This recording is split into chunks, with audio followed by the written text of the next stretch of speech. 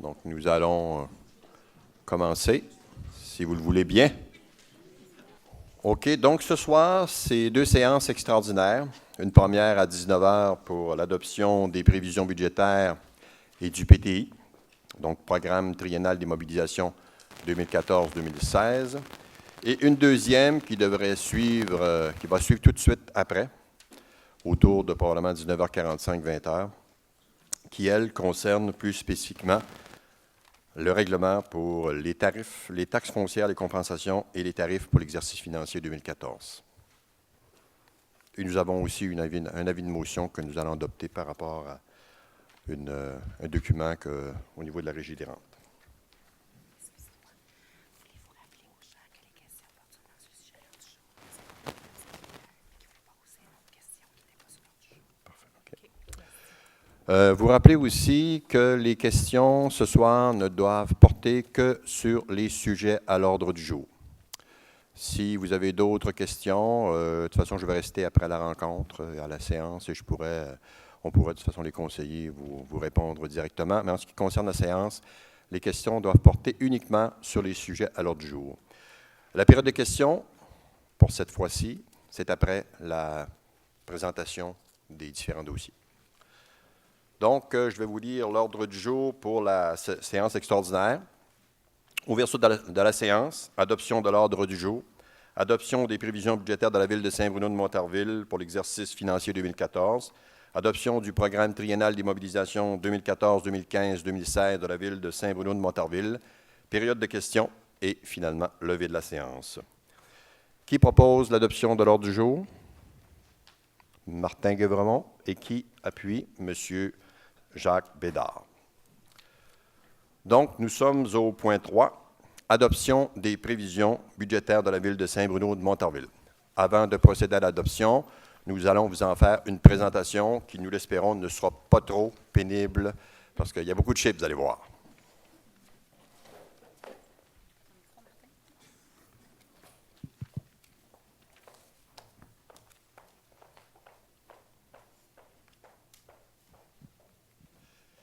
Ce qui est malheureux, c'est que, bon, évidemment, on aurait aimé que les gradins soient plus près, de telle façon que vous puissiez voir tout ce qui est à l'écran. Est-ce que ça fonctionne? Oui?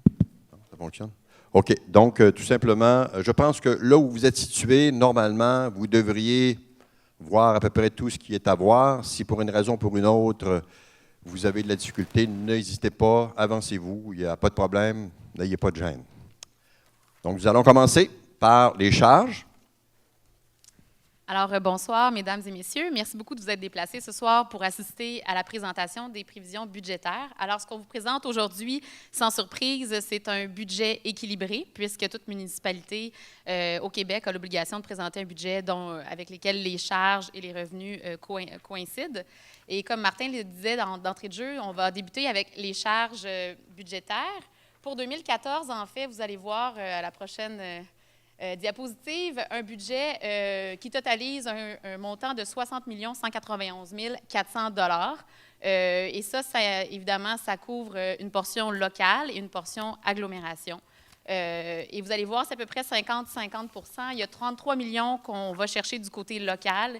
Il y a une taxation qui est spécifique à l'agglomération pour un montant totalisant 27 millions de dollars. Par rapport à l'année dernière, c'est une progression en moyenne de 2,29 %. On pourrait arrondir à 2,3 %. Et ça, c'est tant du côté local que du côté de l'agglomération.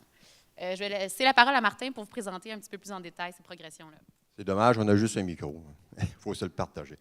Donc, tout simplement, évidemment, ce que vous avez en 2014, ce que vous avez en 2013, ce n'est pas immédiatement comparable. Parce qu'il y a toujours des changements qui font que d'une année à l'autre, c'est difficile de comparer les chiffres. Cette année, de façon particulière, il y a eu des changements importants au niveau des règles comptables qui font que ça a comme un petit peu changé le profil. Ce qu'on a d'abord pour 2013, bon, il y a eu, au niveau des charges sociales, dans le budget de l'an dernier, on a décidé en fait, pour équilibrer le budget, de sous-évaluer en quelque sorte les charges sociales d'un montant de 357 000 $. Fait que si on prend ce montant-là et on le réduit, on arrive à un montant de 32 748 700 $. Pour ce qui est du budget de cette année, bien, les règles au niveau de la TVQ ont été modifiées. Donc, au lieu d'être remboursées à 100 %, elles ne sont remboursées qu'à 68 %.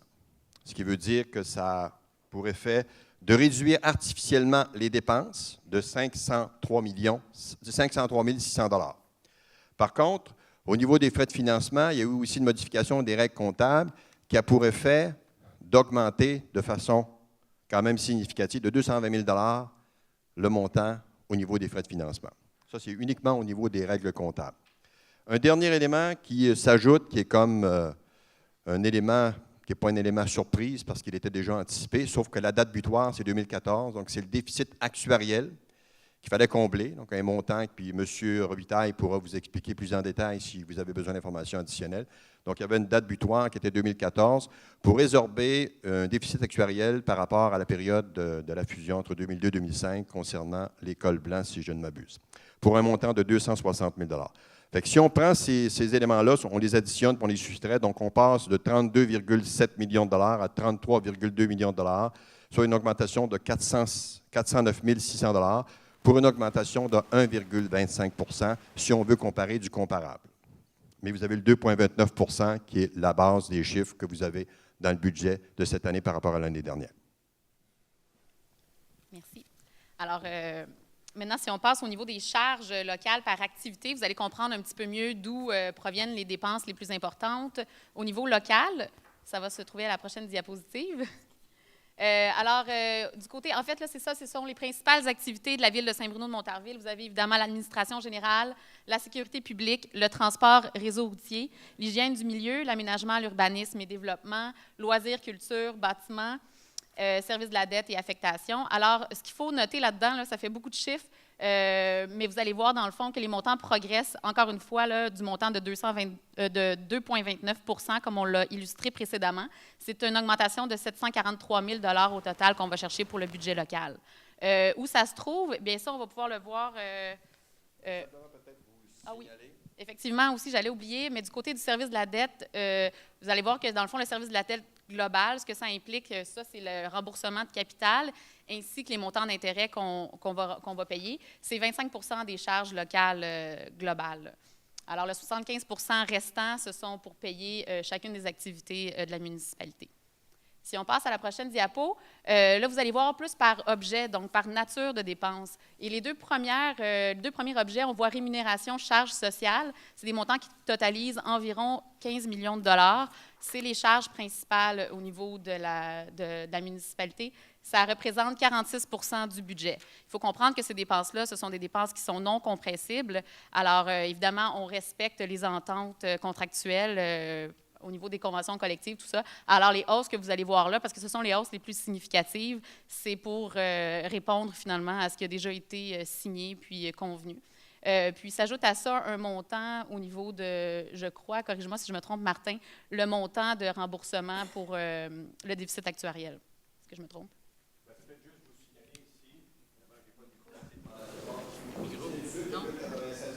Dont on vous parlait tout à l'heure, c'est-à-dire que l'augmentation de 357 000 pour équilibrer le budget l'an passé se retrouve cette année, ce qui explique l'augmentation de 19 % au niveau des charges sociales.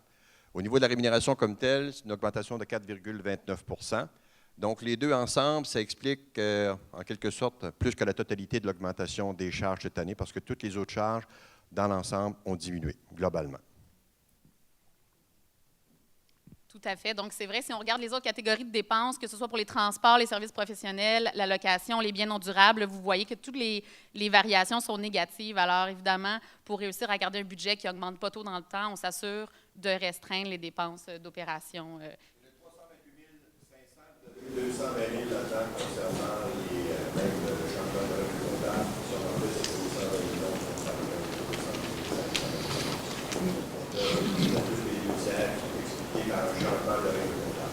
Oui, alors, vous pouvez faire le pont avec les acétates précédentes où on expliquait justement qu'il y avait toutes sortes d'éléments plutôt comptables, de nature comptable, et c'est sûr que ça vient gonfler un peu l'augmentation, parce qu'en dehors de ça, on serait plutôt autour de 1,25 %. Ensuite, on va passer à la prochaine diapo. Maintenant, c'est au niveau des codes-parts. Alors là, on a vu la portion locale. Maintenant, vous pouvez voir ici la portion d'agglomération. Là-dedans, ce qui est important de comprendre, c'est qu'il y a en fait 3 grandes quotes-parts. On finance l'agglomération, on finance le RTL et on finance la communauté métropolitaine de Montréal. Alors, la hausse, comme on vous disait plus tôt, elle est comparable de 2,28 % à l'augmentation qu'on subit du côté local. Alors, c'est 600 000 $ qu'on va augmenter. Il faut comprendre là-dedans que la sécurité publique et le RTL représentent 65 % des quotes-parts. Alors, c'est non négligeable. Je ne sais pas si tu avais d'autres choses à rajouter, Martin. Si vous avez des questions ultérieurement. Maintenant, on va vous donner un peu d'historique par rapport à la progression des dépenses locales. Tout d'abord, on va passer à la prochaine slide. Alors, ce qu'on vous montre, en fait, c'est les budgets locaux à partir de 2008 jusqu'à 2014. Alors, vous allez voir qu'au départ, en 2008, on allait chercher 25 390 000 $ et maintenant, on est à 33. Il faut noter que l'augmentation, en fait, a ralenti et aujourd'hui, on est à la plus faible augmentation. Alors, on a freiné l'augmentation des dépenses locales. C'est sûr qu'en 2009, en 2010, surtout, là, c'est l'augmentation la plus élevée à 8 % d'augmentation, mais là, vous allez voir que dans le fond, la progression est plutôt du côté du freinage des dépenses à Saint-Bruno. Et puis voilà, c'est la croissance la plus faible depuis 2008, cette année, qu'on est allé réaliser. Maintenant, du côté des charges totales, bien là, évidemment, on vous présente les charges locales qu'on vient de voir et on rajoute à ça les charges d'agglomération. Ce que cela vous permet de voir, c'est en fait, la proportion de la quote-part versus ce qu'on a au niveau local. Et vous allez voir que, dans le fond, la quote-part prend de moins en moins d'importance dans, si on veut, la taxation totale. Au départ, en 2008, on avait 47 % dans le fond, de poids là, de l'agglomération sur l'ensemble. Puis là, on passe à 45 %. Donc, on tend à diminuer. La quote-part tend à diminuer alors que la portion locale, elle, a pris un peu plus d'importance. C'est bon de le savoir. Et puis, la raison pour laquelle c'était comme ça, c'est qu'on avait des mesures d'allègement qui étaient planifiées lorsqu'il y a eu, dans le fond, la négociation du fonctionnement de l'agglomération. Ces mesures d'allègement-là, ici, venaient nous permettre à Saint-Bruno de diminuer notre quote-part d'à peu près 1 million la première année, en 2008. Puis, ça tend à diminuer. Puis, cette année, c'est la dernière année que ça va se produire. Alors, c'est sûr que les années subséquentes, on n'aura plus ces mesures d'allègement-là et il faudra prévoir, en tout cas, une quote-part qui va progresser peut-être plus rapidement. Quand on parle, c'est un pacte fiscal qui avait été négocié en 2008, qui a pris effet en 2009, qui avait une durée de 7 ans et qui s'éteint effectivement en 2014. Ces mesures d'atténuation-là, c'est parce qu'au niveau de la répartition des quotes-parts, étaient basées sur le potentiel fiscal. Il y a une différence entre la richesse foncière et le potentiel fiscal.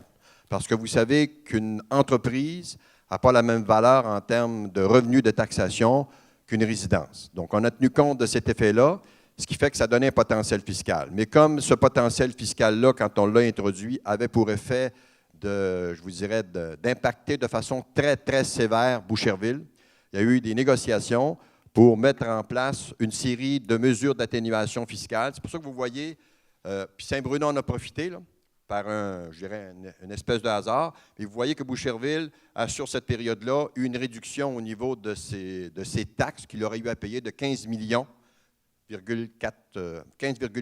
de $. Saint-Bruno a été le deuxième gagnant avec 4,5 millions, suivi par Brossard avec 1,2 million. Et les perdants, au total, ça a été Longueuil. Et celui qui a été le plus impacté de façon négative, c'est Saint-Lambert. En termes de toute proportion gardée. Donc, c'est pour ça que lui, actuellement, je pense qu'il est bien content que le pacte fiscal vienne à terme. Pas nécessairement nous, par contre. On va passer aux revenus. Bon, évidemment, puisqu'on a un budget équilibré, comme on le disait d'entrée de jeu, on a des revenus qu'on doit aller chercher à la hauteur des dépenses prévues. Alors, on vous présente d'abord voilà, les sources de revenus.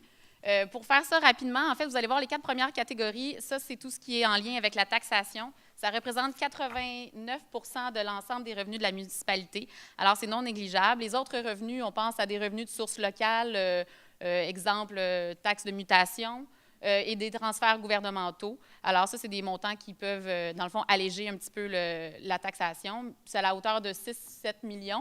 Mais en dehors de ça, l'ensemble des revenus proviennent effectivement des taxes et des tarifs.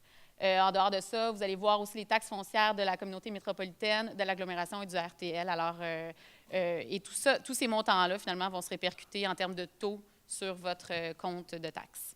Vous rappelez que votre compte de taxes, il y a deux parties, une partie locale et une partie d'agro. Donc, effectivement, quand vous allez regarder votre compte de taxes, vous allez recevoir quelque part en février 2014, vous allez avoir des taxes foncières qui vous concernent au niveau local, plus les taxes CNM, agro et RTL.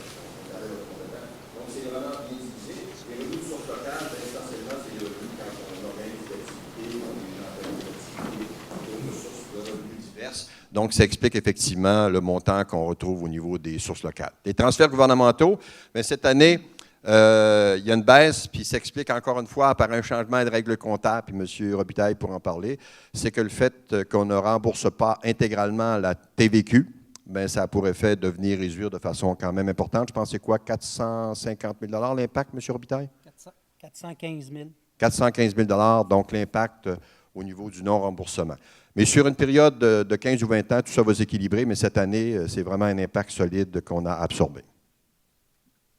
Alors justement, comme Martin disait, vous allez recevoir votre compte de taxes bientôt. Bien, on va en regarder un exemple de compte de taxes pour vous montrer un peu avec... on n'est pas rendu là. Excusez-moi. On y arrive. Alors, ici, on est plutôt au niveau de la progression des revenus, dans le fond, sur un historique de 2008 à 2014. Vous pouvez remarquer, en fait, que la plus grande progression des revenus est du côté, encore une fois, du côté local. En fait, l'augmentation de la taxation aux tarifications est de 28 de 2008 à 2014. Alors, c'est un montant... Bien, c'est ça, c'est 28 alors qu'en comparaison du côté de la quote-part, c'est 16 d'augmentation entre 2008 et 2014. Je pense qu'on rentre dans le... Alors, maintenant, on va montrer un exemple de compte de taxes. On a 3 scénarios qu'on va vous présenter. En fait, il y a la maison moyenne qu'on suit depuis plusieurs années à Saint-Bruno qui a progressé au niveau de son rôle d'évaluation. Et là, ce qu'on fait, c'est qu'on regarde un petit peu comment son compte de taxes est calculé pour vous montrer un peu l'impact que ça aura, les taux qu'on vous présente aujourd'hui sur votre compte de taxes.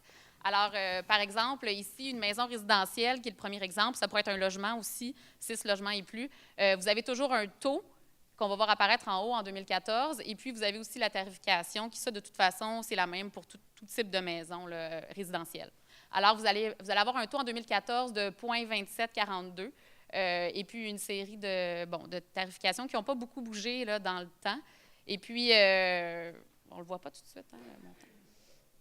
C'est ça. Bien, sinon, pour les taux services commerciaux, ça, c'est en fait, c'est ça, toutes les entreprises commerciales. Le taux, lui, a bougé en 2013-2014 d'à peu près 0,4 points de base.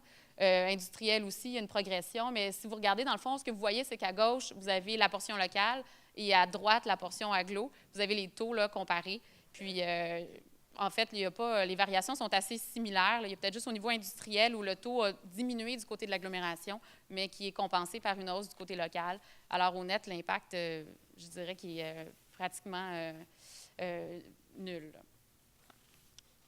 Ensuite. Alors, voilà la maison moyenne dont je vous parlais. Le 367 000 ça, c'est l'évaluation foncière d'une maison moyenne à Saint-Bruno. Alors, de la manière que c'est fait, il y a son taux qui apparaît là, qui va s'appliquer sur la valeur de sa résidence. Alors, il y aurait un compte de taxes évalué à 1 000 $, 1 008 $ cette année, plus les tarifications fixes, pour un total de 1 654 pour la portion locale de son compte de taxes. Vous allez voir aussi, si vous regardez votre compte, là, c'est très bien divisé. Là, vous avez cette portion-là locale, vous avez aussi la portion agglomération. Et puis, à cet endroit-là, bien, c'est des taux qui s'appliquent. Alors, pour la communauté métropolitaine, lui, cette personne-là aurait 35 $ à payer. Pour l'agglomération, 905 $ à payer. Pour le RTL, 342 pour un total quote-part de 1 282. Alors, au total, une taxation à 2 936, qui est en progression de 58 $ par rapport à l'année dernière. Donc, c'est une progression, dans le fond, de 2 % d'augmentation du compte de taxes versus l'année dernière. Et puis, vous allez le voir un peu plus tard, mais on a fait ce scénario-là sur tous les types de rôles d'évaluation. C'est sûr que le rôle d'évaluation n'a pas changé depuis l'année dernière. Là, c'est le même rôle qui va perdurer dans le temps de 2013 à 2015. Alors, c'est seulement les taux qui bougent. Alors, l'augmentation est de 2 % à peu près pour tout le monde, en fait, pour toutes les valeurs résidentielles. Vous allez avoir une augmentation du compte de taxes de 2 %. En fait, c'est l'annonce que vous attendiez. Donc, votre compte de taxe cette année va augmenter en moyenne de 2 au niveau résidentiel. Va très peu varier, comme l'a dit tout à l'heure Michel, d'une résidence à une autre, peu importe sa valeur, parce que, vous le voyez, là, les taux ont progressé quand même relativement de façon modeste.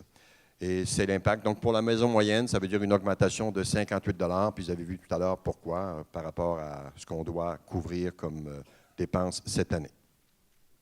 C'est important pour nous. L'objectif, c'était de suivre l'inflation, donc de ramener un taux à une augmentation très, très faible, le plus faible possible. Évidemment, ce qu'on veut aussi, c'est de rembourser la dette. Alors, ça demande un effort supplémentaire, mais somme toute, cette année, malgré le fait qu'on veut rembourser, on a quand même maintenu notre taux à un niveau qui, selon nous, s'approche de l'inflation, donc qui est raisonnable. Maintenant, si on passe à l'autre exemple, ça, c'est un exemple d'un commerce, finalement, d'un service à Saint-Bruno. Alors, même chose pour lui, le taux va s'appliquer sur la valeur commerciale. Il va y avoir aussi la série de tarifs qui est calculée sur le nombre d'unités. Puis, bon, pour la portion locale, ce commerce aurait une taxation de 117 000 $ cette année. Et pour la portion agglomération, 149 518 $. Alors, au total, si on regarde sa taxation à 267 185 $, c'est une augmentation de 3,80 % à peu près. Alors, c'est similaire aux années antérieures. C'est l'augmentation qui est prévue au niveau commercial. Peut-être juste rajouter, si vous l'avez observé tout à l'heure, c'est-à-dire que vous voyez les quotes-parts en ce qui concerne le résidentiel sont moins élevés que ce qu'on va chercher localement. Et c'est totalement l'inverse au niveau des affaires, soit au niveau commercial, soit au niveau industriel. Donc, l'effort qui est demandé par rapport à l'agglomération pour les industries et les commerces est beaucoup plus important que l'effort qui est demandé au niveau résidentiel. Donc, c'est un choix qui a été fait antérieurement et qui poursuit. Malgré la baisse cette année, il reste quand même qu'il y a une différence substantielle de 34 000 $ en ce qui concerne, on le voit, là, cette entreprise-là, là, qui a une valeur imposable de 10,6 millions $. Puis finalement, pour illustrer un troisième exemple, dans le fond, l'autre secteur qui est d'importance à Saint-Bruno, c'est le secteur industriel. Je n'irai pas dans les détails, là, vous comprenez le principe, mais l'augmentation est aussi de 3,20 %. Alors pour ce secteur-là, comme l'expliquait Martin, c'est des progressions qui étaient connues à l'époque, qui se poursuivent dans le temps. Est-ce qu'il y a lieu de re-questionner peut-être, mais Martin et moi prenons la barre du dossier. Et puis pour l'instant, on est dans la continuité. C'est le montant qui est présenté ce soir. Maintenant, alors, c'est ça, le scénario qu'on a fait ici, c'est qu'on a mis les plus gros comptes de taxes à Saint-Bruno pour chacun des secteurs imposables. Il y a résidentiel, 6 logements et plus, services et commercial, industriel, agricole et terrain, vagues et desservis. Et pour les plus hauts comptes de taxes, on voit les progressions entre 2014 et 2013. Puis les progressions, comme on vous dit, pour résidentiel, même pour la valeur la plus élevée, est limitée à peu près 2 %. Donc, il n'y aura pas d'augmentation plus élevée que ça. Et au service commercial à 3,80, comme on l'expliquait, 3,24 au niveau industriel. Puis agricole, terrain vague, on est aussi autour de 2 %. Donc, ça vous montre un peu l'extrémité, si on veut, des possibilités là, au niveau des valeurs élevées. Un autre élément aussi que j'aimerais ajouter, peut-être revenir à la diapo précédente. Service commercial, donc, ici, le 8 343 000, bien, pas besoin de vous le cacher, ce sont les promenades Saint-Bruno. Donc, les promenades Saint-Bruno, à elles seules, représentent à peu près, je vous dirais, autour de 15-16 % des revenus de la ville, ce qui est considérable. Donc, pour nous, on l'a toujours dit, je pense que tout le monde est d'accord, c'est un peu la vache à lait de Saint-Bruno depuis de nombreuses années et c'est un contributeur important, d'où l'intérêt de s'assurer que les promenades Saint-Bruno puissent non seulement exister dans le futur, mais éventuellement encore accroître leur potentiel fiscal. Tout à fait. Alors, ça fait le tour au niveau de l'impact, au niveau de la taxation. Si jamais vous avez des questions, n'hésitez pas à venir nous les poser quand on sera rendu. Oh, pardon, quand on sera rendu à cette étape-là, à l'ordre du jour. Là. Gardez-les en note précieusement, on veut les entendre. Maintenant, on va passer du côté du plan triennal d'immobilisation. Ce que c'est, en fait, ce plan-là, c'est le plan pour les investissements à venir et on le fait toujours, ce plan-là, sur les 3 prochaines années. Alors, vous allez voir les montants qu'on prévoit, pour lesquels on prévoit investir en 2014, 2015, 2016. Pour l'année 2014, on est à 8,2 millions. Il faut faire attention, le montant qui est là, ce n'est pas tous des montants qu'on va porter à la dette et non plus le plan triennal d'immobilisation, ce n'est pas une autorisation de financement, c'est seulement des projections, des orientations à venir pour les prochaines années qui vont encadrer les prises de décision au niveau de chacun des règlements d'emprunt. Alors, en 2014, dans le 8,2 millions, ce qu'on voit, c'est que l'emprunt au général serait de l'ordre de 4,7 millions. Là, c'est seulement des chiffres, mais vous allez voir tout de suite après, on vous présente les projets. Alors, vous allez voir qu'est-ce qui rentre dans ces montants-là. Alors, l'emprunt au général, 4,7 millions. On a emprunt au riverain, 2,5 millions. Puis le reste, c'est tous à même les fonds de roulement, les surplus, etc., donc des fonds de la ville. Alors, au niveau des projets en tant que tels, on a 4 grandes catégories. On a 4 catégories de financement, 4 catégories de projets. D'abord, le développement du territoire, c'est une des grandes portions. En fait, on prévoit investir 2,9 millions de dollars, mais de ça, il faut comprendre que seulement 110 000 va être financé à l'ensemble. Le reste, c'est généralement les riverains donc, qui vont financer pour ces projets-là. Les principaux projets, on a le prolongement de la rue Jean-Talon. Pour vous situer, ça, c'est la rue qui va se rendre à la gare. Présentement, on a une seule rue. Je pense que c'est Graham-Bell ou... en tout cas, bref, il y en a une. Et puis là, il y en aurait une autre avec un accès vers la gare. On prévoirait aussi une piste cyclable dans cette zone-là pour avoir un meilleur accès à la gare. Mais c'est surtout, en fait, ce projet-là pour permettre le développement de ce parc industriel-là, qui est l'écoparc de la ville de Saint-Bruno. On pense aussi à l'aménagement d'une placette sur la rue René-Descartes, toujours dans l'écoparc, pour permettre l'installation de nouvelles entreprises. Et puis, l'aménagement d'une piste multifonctionnelle, je pense que plusieurs vont être contents d'entendre l'annonce de ce projet-là. C'est une piste qui va pouvoir, au sud de la 116, qui va pouvoir rejoindre le boulevard de Boucherville et se rendre vers la gare de Saint-Basile. Donc, ça va permettre aux gens de ce secteur-là de se rendre à la gare en vélo, à pied aussi, donc de façon plus simple et plus accessible. Au niveau des infrastructures, on parle d'infrastructures routières principalement, mais aussi d'autres infrastructures urbaines. On a 3 millions de ce côté-là. Ce qui est prévu, la reconstruction de la rue Roberval à venir, c'est une des rues qui a été priorisée dans le plan de suivi des infrastructures. Alors, c'est une rue qui, malheureusement, là, c'est l'aqueduc est dû, comme on dit, puis le resurfaçage aussi. On va aussi prévoir la réfection du Grand Boulevard Ouest. Ça, il y en a plusieurs qui vont être contents parce qu'on connaît l'état de la chaussée de ce côté-là, entre la rue des Bollets vers l'extrémité de la ville de Saint-Bruno jusqu'à Saint-Hubert. Et c'est important de noter que c'est en fait, le boulevard qui va permettre d'atteindre le centre équestre pour les Jeux du Québec 2014. Alors, on va pouvoir faciliter, dans le fond, l'accès. Il y a aussi la rue de Beaumont qui avait été amorcée en 2013 qui va se poursuivre dans les années à venir. Alors, on prévoit ça pour 2014. Et puis, le programme d'entretien routier à hauteur de 1,2 million. À chaque année, on avait 1 million de budget qui était dédié à... Dans le fond, ça, c'est le resurfaçage des rues de Saint-Bruno selon, dans le fond, les priorités. On ne parle pas de réaménager les aqueducs, tout ça, mais vraiment de refaire la surface. Et puis, ça a été augmenté de 250 000 parce que si on veut rattraper, si on veut l'état de nos routes, il va falloir investir un peu plus. Alors, ce qui est proposé cette année, c'est 1,2 million de dollars d'emprunt. Maintenant, on poursuit au niveau des infrastructures. Rapidement, on a les barrages.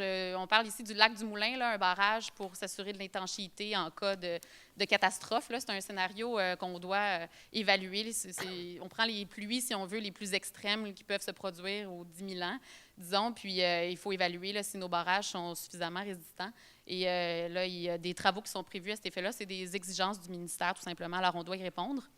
Il y a aussi l'aménagement d'un fossé végétalisé pour le projet Saint-Bruno-sur-le-Lac. Ça, simplement, c'est pour pouvoir drainer les eaux de pluie qui proviennent de la montagne, s'assurer de ne pas contaminer le lac du projet Saint-Bruno-sur-le-Lac. Alors, on met ça à hauteur de 25 000 on va aussi prévoir la construction d'un égout collecteur pour eau usée. Ça, c'est pour se rendre, en fait, vers Saint-Basile, vers l'usine d'épuration des eaux, parce qu'en ce moment, l'égout collecteur qui est existant, qui passe sur la rue principale, je pense à Saint-Basile, il est plein et puis ça cause des refoulements parce que malheureusement, là, quand il y a des pluies, des fortes pluies, tout ça, il ne fournit pas. Alors, il va falloir prévoir la construction d'un nouvel égout collecteur pour se rendre, pour pouvoir desservir finalement Saint-Bruno. Évidemment, on va le prévoir en fonction du potentiel de développement de Saint-Bruno pour s'assurer qu'il répond là, pendant plusieurs années aux besoins de la ville. Et on termine avec la reconstruction d'un aqueduc d'égout du côté, dans le fond, à l'extrémité de la rue de Cambrai. Pour vous situer, ça, c'est pour desservir les commerces qui sont situés sur la rue, en fait, sur le boulevard 116, où est-ce qu'on a des eaux, par exemple, puis, j'oublie les autres, Le Beau, etc. Bref, il y a beaucoup de problèmes au niveau de l'acheminement des eaux, alors c'est quelque chose qui va être corrigé. Maintenant, au niveau des parcs et espaces verts, avant-dernière catégorie, ici, on va mettre un accent sur les plans directeurs des pistes cyclables. C'est quelque chose qu'on a devancé, qu'on voulait s'assurer de mettre en branle pour connecter les pistes cyclables qui sont existantes à Saint-Bruno, puis essayer aussi d'amorcer les connexions vers les villes avoisinantes. Alors, le projet est sur la table. On a aussi le programme de réfection des infrastructures sportives, les terrains de basketball. Vous avez peut-être observé sur le territoire de Saint-Bruno les nouvelles surfaces là, de terrains de basketball, mais ça va se continuer dans les prochaines années dans ce programme-là. Même chose au niveau des terrains de balle-molle pour faciliter le drainage. Il va y avoir un investissement. La réfection des passerelles le long du ruisseau du Moulin et aussi le programme de renouvellement des aires de jeu dans les parcs de la ville. Maintenant, de l'autre... Merci. Du côté des bâtiments, on a 1 million d'investis pour toutes sortes de corrections. La plus importante là-dedans, c'est la réfection de la toiture de la petite patinoire à Saint-Bruno qui, malheureusement, à l'heure actuelle, coule. Alors, on va investir pour s'assurer de réparer ça. Alors c'est, je vous dirais, 50% du montant qui est prévu là, dans le PTI. Pour le reste, c'est des montants minimes là, pour différentes corrections. Si vous voulez plus d'informations, vous n'hésiterez pas à demander le programme en entier. Vous pourrez le voir. Au niveau des équipements, c'est toutes sortes d'achats aussi d'équipements. Il y a le programme de renouvellement de la flotte, mais du 600 000 qui est prévu, la majorité de ça est financé à même les fonds de roulement. Alors, il y a seulement 150 000 qui est financé à l'ensemble. Ici, c'est pour les postes de surpression d'aqueduc qui devront être corrigés, réaménagés et tout ça. Alors, ça fait le tour des projets à venir pour l'année 2014. Maintenant, je vais passer la parole à Martin. Donc, vous avez effectivement une vision en couple, c'est-à-dire une vision de ce qui va se passer en 2014, 2015-2016 au niveau du programme triennal des mobilisations, mais ce sont des intentions à ce stade-ci. Les années futures, je vous dirais, puis pas juste à Saint-Bruno, pour la plupart des municipalités, sinon la totalité, nous avons de grands enjeux, de grands défis à rencontrer. Et je les ai séparés en 3 grands éléments, donc ce qu'on appelle premièrement des enjeux locaux. Au niveau des dépenses de fonctionnement, tout le monde va être d'accord avec moi, il faut s'assurer d'un contrôle très strict de l'augmentation des dépenses de fonctionnement. Dans nos engagements électoraux, nous avions mentionné un maximum de croissance de 2 % par année. Et jusqu'à preuve du contraire, nous allons nous tenir à cet objectif-là. Donc, c'est l'enjeu que nous devons rencontrer pour les 3 prochaines années. Peut-être faire un petit recul en vous disant que le budget qu'on adopte cette année, c'est une petite partie de nous, mais une très grande partie de ceux qui nous ont précédés. Ça, ce n'est pas dit nécessairement de façon négative, mais simplement de constater qu'on est arrivé, on a été élu le 3 novembre. Pour vous donner un exemple, on a pris connaissance du budget de l'AGLO le 27 novembre dernier, donc à quelques semaines. Il a fallu se retourner de bord rapidement. Ce premier budget-là a été rejeté. Et ils sont revenus avec une nouvelle proposition qui est sortie quelque part autour du 6 ou du 7 décembre. Donc, vous voyez, la marge que nous avions en termes de délai était très, très restreinte. Au niveau local, il y a un examen qui a été fait, mais on a constaté les dépenses. On a fait certaines corrections, mais qui ont été quand même relativement modestes. Donc, le budget sur lequel je veux que vous nous jugiez, c'est celui de 2015, 2016 et 2017. Et je ne renie pas le budget qu'on va adopter ce soir, j'en suis quand même satisfait, mais nous avions des contraintes que nous avons bien sûr considéré de reconnaître. Notre objectif, c'était de ne rien brusquer et nous tenons, je tiens personnellement à ce qu'on fasse les choses de façon graduelle et dans le respect des gens et des décisions qui ont été prises antérieurement. Programme d'immobilisation, Michel en a parlé tout à l'heure, c'est-à-dire qu'au niveau des immobilisations, il y a un retard qui avait été pris, qui a été rattrapé en partie, mais il reste encore beaucoup de chemin à faire. Les chemins, on le dit bien sûr, nos artères routières souffrent de nombreuses lacunes. Je pense qu'il y a tout un programme qui a été, donc des évaluations qui ont été faites. Dans le courant des mois à venir, on va constater l'ampleur de ce qui doit être fait. Et je vous prends témoin, je pense que vous êtes quand même assez nombreux ce soir. Ce qui va être important, c'est qu'au cours des prochains mois, on va avoir beaucoup de rencontres citoyennes qui vont aborder ces différentes thématiques-là. Et je compte sur vous, je compte sur votre présence pour que vous puissiez, vous, constater les défis qu'on a à relever, parce que ces défis-là, ils ne m'appartiennent pas. Ils n'appartiennent pas aux conseillers qui sont avec moi et aux conseillers de l'opposition. Ils appartiennent à l'ensemble de la population. C'est à nous de choisir qu'est-ce qu'on veut faire, comment on veut le faire et quand on veut le faire. Au niveau du développement économique, on en a parlé durant la campagne électorale. Saint-Bruno a un potentiel encore très, très important en termes de développement au niveau de son territoire.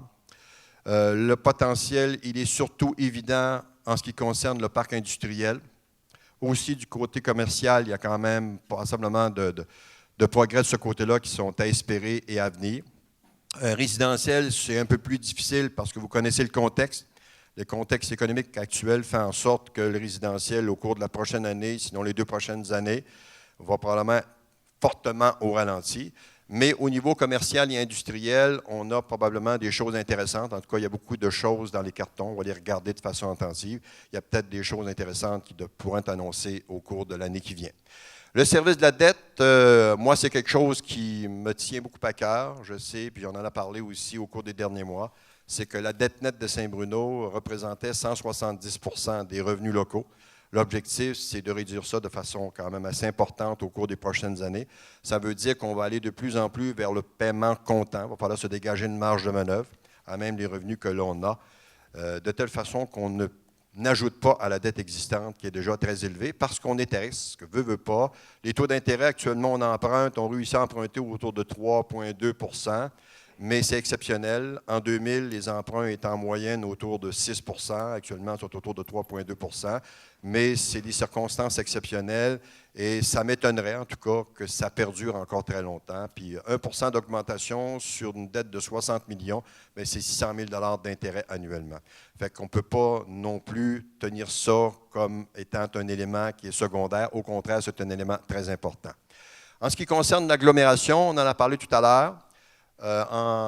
Pour ce qui est de l'entente pour le fardeau fiscal, donc le pacte fiscal, vient échéance en 2014. Nous entrons le 31 décembre 2014, ce qui veut dire qu'en 2015, nous allons avoir un nouveau pacte fiscal. Donc, nous sommes obligés de négocier au cours des mois à venir. La négociation ne sera pas nécessairement simple, mais nous allons nous asseoir en toute bonne foi et nous allons essayer de trouver un terrain d'entente qui soit à l'avantage des uns et des autres. L'entente administrative, ça aussi, en ce qui nous concerne, puis c'est pas juste nous, je pense que toutes les villes liées sont un peu dans la même situation. C'est un peu gênant de voir la proximité entre l'Agglo et puis Longueuil. Donc ça, pour nous, pour avoir parlé à quelques reprises avec mes pairs au niveau des maires des villes liées, je pense que c'est quelque chose qu'on doit aussi revoir, reconsidérer dans une perspective autre. Maintenant, le palier qu'on appelle les gouvernements supérieurs, beaucoup d'attentes sont mises sur les gouvernements supérieurs parce que c'est eux autres qui, depuis de nombreuses années, se déchargent au niveau des paliers locaux, leur donnent de plus en plus de responsabilités et les moyens ne suivent pas nécessairement, ce qui explique d'ailleurs que, vous allez voir cette année, la plupart des villes, nous, notre compte de taxe va augmenter de 2 %, mais vous verrez autour, vous allez voir les augmentations sont au minimum de 2 %, sinon davantage, cette année, parce qu'on fait face à des obligations qui sont de plus en plus pesantes. Bonne nouvelle, par contre, à l'horizon, donc le programme d'infrastructure, aux dernières nouvelles, 53 milliards, donc dans l'annonce du budget fédéral qui devrait être faite quelque part au mois de mars, on parle d'un investissement dans le programme d'infrastructure de 53 milliards, dont les 2 tiers seraient réservés pour les municipalités à travers le Canada.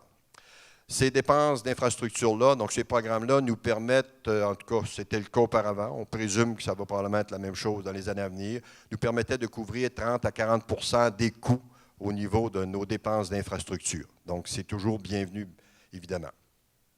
Et on a dit aussi que les critères, plus de flexibilité, donc des projets, beaucoup plus de projets, donc le portefeuille des projets devrait être élargi.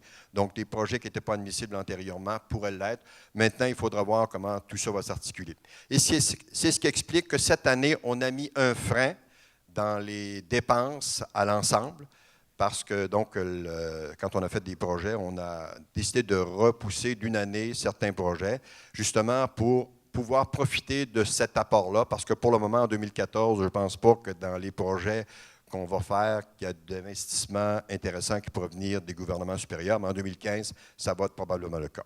Donc, on a préféré reporter pour profiter de cette aide extérieure. Et pour le pacte fiscal, bien, vous savez qu'il y a des négociations actuellement, ou si vous ne le savez pas, je vous le dis, ça fait quand même quelques mois que ça dure, entre l'Union des municipalités du Québec et le gouvernement du Québec, concernant un nouveau pacte fiscal. Entre autres, toutes les municipalités, on a eu l'occasion d'en parler d'entrée de jeu quand on a commencé à la présentation, c'est que cette année, la TVQ est un problème pour toutes les villes.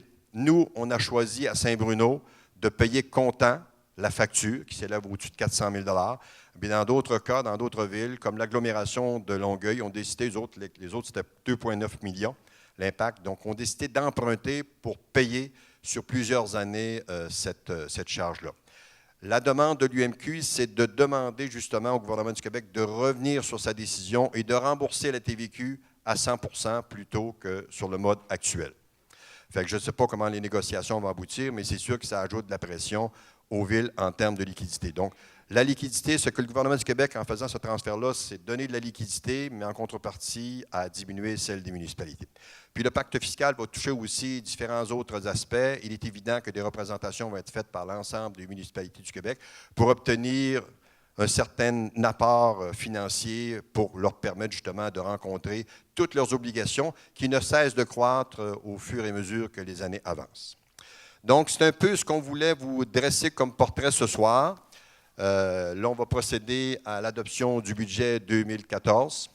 Et si vous avez des questions suite à l'adoption, n'hésitez pas à nous les faire connaître. On va essayer d'y répondre dans la mesure, bien sûr, de nos compétences et de nos connaissances. Et puis, on a un expert avec nous qui est M. Robitaille, qui pourra aller dans les détails de façon plus importante, si c'est souhaitable.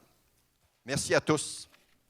Donc, nous sommes rendus au point 3, adoption des prévisions budgétaires de la Ville de Saint-Bruno de Montarville pour l'exercice financier 2014. Qui propose l'adoption? Je propose l'adoption. Qui appuie? Monsieur Maury, Oui. est-ce qu'on peut passer des commentaires? Allez-y, Monsieur Bester. Bon. Ça fonctionne? Non? OK. Bon, suite à votre présentation, j'aurais quelques commentaires. Et je pense pour les gens qui sont venus, c'est important qu'ils le sachent. La présentation qui a été faite, nous, on a reçu la même copie que qu'est-ce que vous avez vu à l'écran. On l'a reçu ce soir à 19h. Et là, on nous demande de voter là-dessus. La deuxième chose, c'est la première version des documents qui étaient non officiels. On les a reçus il y a 5 jours. On parle d'un budget de 60 millions. Habituellement, dans les présentations comme celle-ci, puis si on regarde sur le site de la Ville, on retrouve au tout début les faits saillants. C'est-à-dire que là, on a vu une avalanche de chiffres.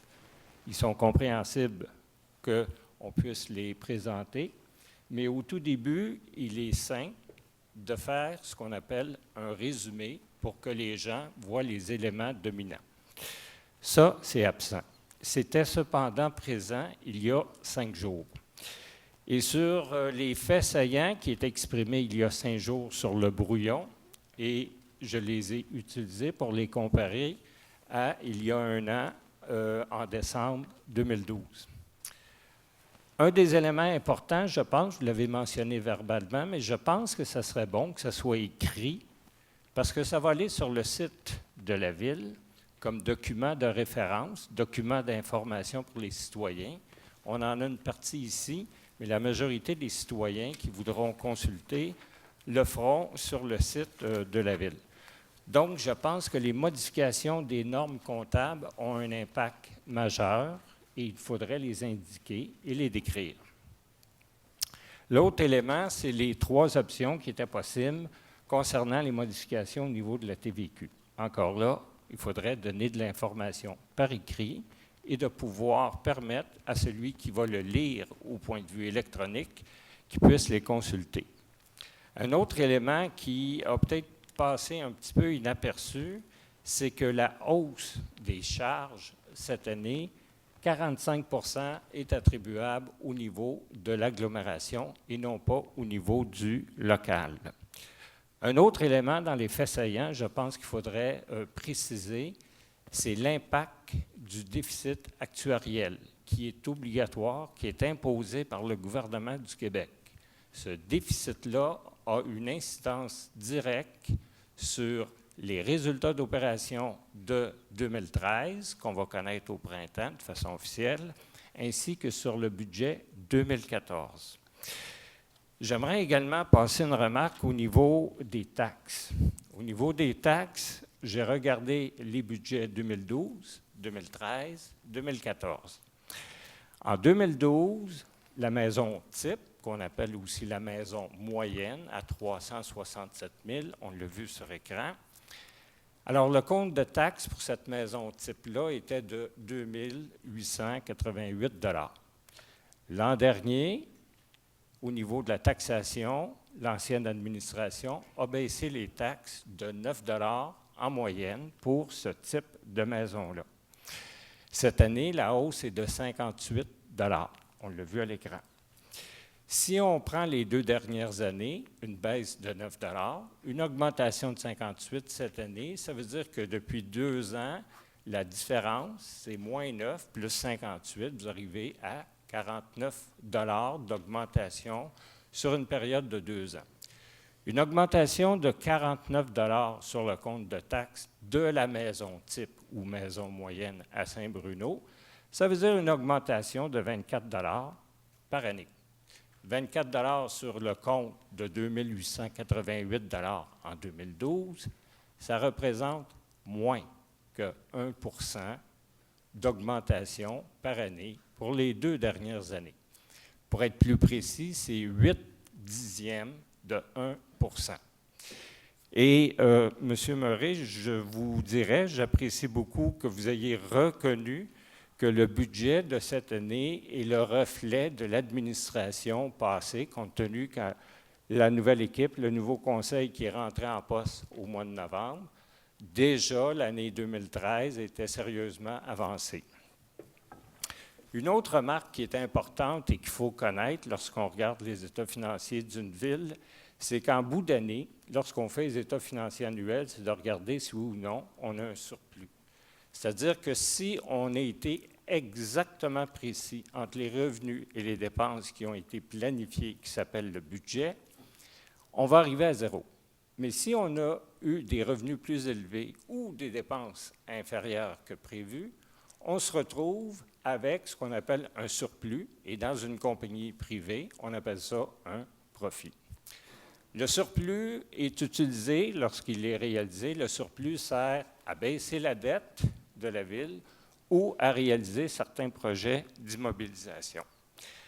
L'an dernier, le surplus de la ville a été de plus de 3 millions de dollars.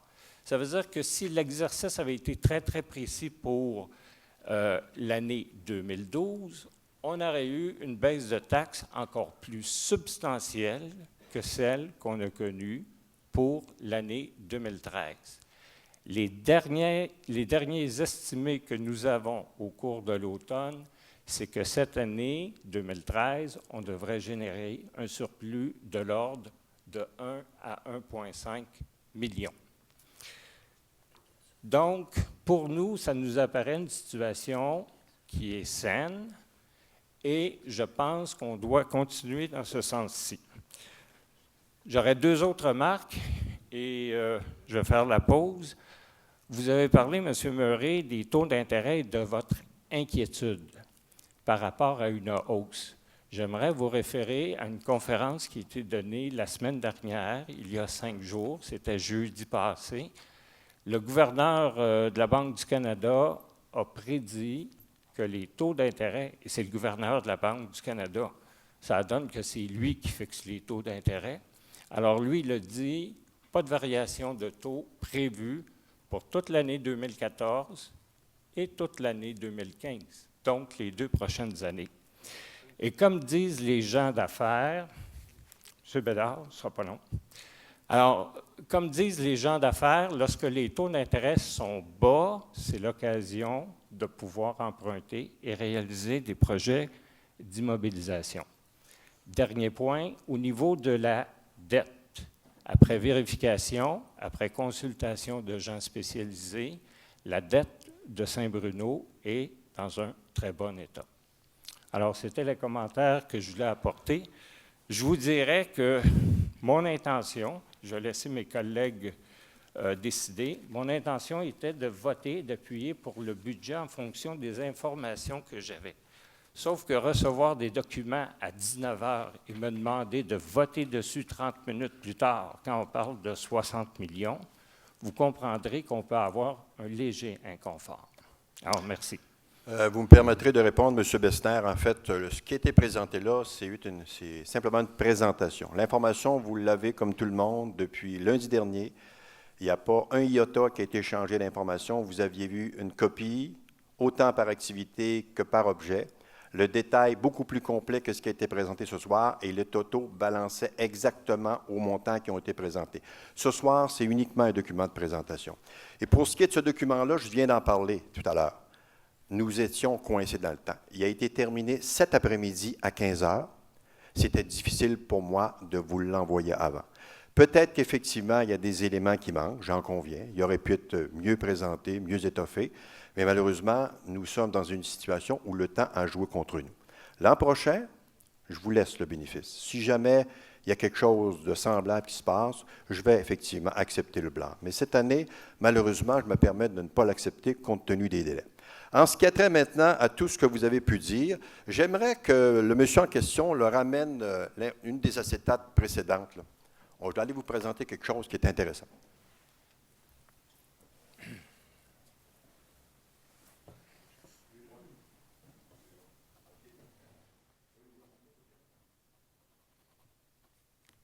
Ramenez à là. OK. Précédent, encore une fois, encore une fois, encore une fois, encore. Allez, encore une fois. Celle-là.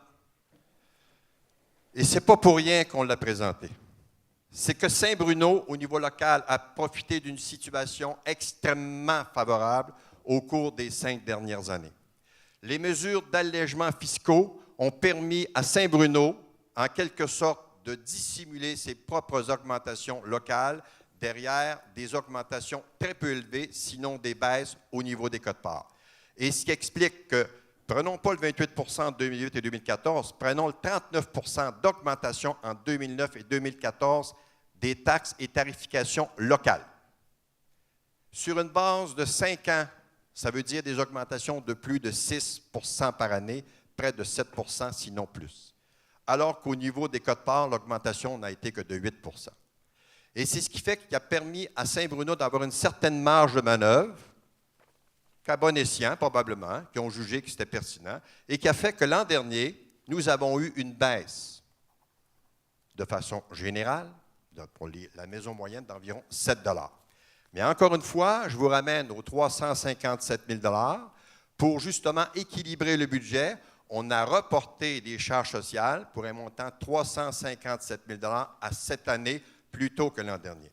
Et ce 357 000 $-là représente une augmentation d'1 % au niveau des dépenses de la Ville. C'est ça que je veux vous spécifier aujourd'hui. C'est beau de parler des éléments antérieurs, c'est beau de voir des choses qui, à mon avis, ne doivent pas être vues. C'est que Saint-Bruno a profité d'un contexte favorable, qui était une entente fiscale, qui lui a permis jusqu'à un certain point, elle, d'augmenter ses propres dépenses sans finalement que le contribuable en subisse des contre-coups trop importants. En ce qui concerne maintenant les taux d'intérêt, vous me permettrez, M. Bessner, de diverger avec vous. Parce que quand on parle des taux d'intérêt, on parle des taux d'intérêt court terme. On parle bien sûr d'une problématique au niveau de l'endettement des personnes, des ménages. Les ménages, actuellement, le taux d'endettement au niveau canadien est rendu à 163 % et il ne cesse d'augmenter, ce qui crée une situation paradoxale. On veut maintenir les taux d'intérêt bas au niveau de la consommation, mais en même temps, on veut décourager la consommation, ce qui fait qu'on a resserré les contraintes au niveau hypothécaire. Actuellement, nous sommes dans un phénomène de surenchère au niveau de la valeur des maisons, et c'est la Deutsche Bank qui en parlait la semaine passée, c'est aussi l'OCDE qui en parlait. On est dans une problématique particulière. Le risque maintenant, c'est sur les taux longs. La détente quantitative, j'en ai parlé aux États-Unis, est en train de se résorber au cours des prochains mois, sinon de la prochaine année. La planche à billets va aller, je vous dirais, de façon beaucoup plus modérée, parce que l'économie américaine croît à un rythme maintenant de 3 ou 3,5 % par année. Donc ça va amener des contraintes au niveau de l'endettement à long terme. Éventuellement aussi des taux longs, ce qu'on appelle des taux obligataires. L'autre élément, c'est que vous avez vu la semaine passée, Fitch menace, si ce n'est pas le cas, de décoter la province de Québec. Donc, une décote se traduit normalement par une augmentation quasi automatique de 0,25 % de vos emprunts au niveau québécois. Et là, c'est pas compliqué, une ville emprunte en fonction de la solvabilité de la province. Donc, si la province est solvable, nos taux d'intérêt, ou si notre cote est, c'est pas 3 actuellement, si on avait une cote 3, on pourrait emprunter probablement autour de 2,7 ou 2,8 %, ce qui n'est pas le cas.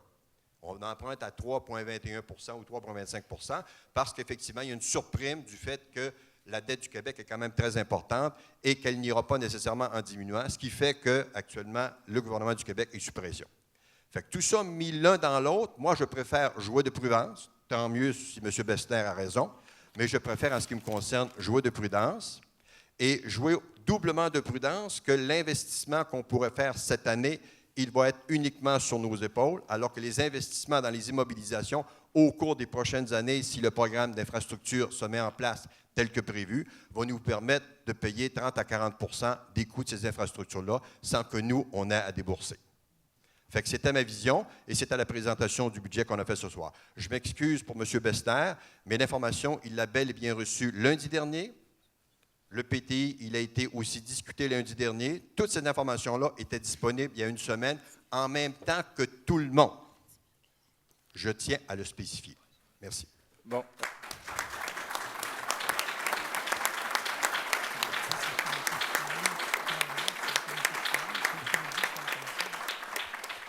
Monsieur Morin.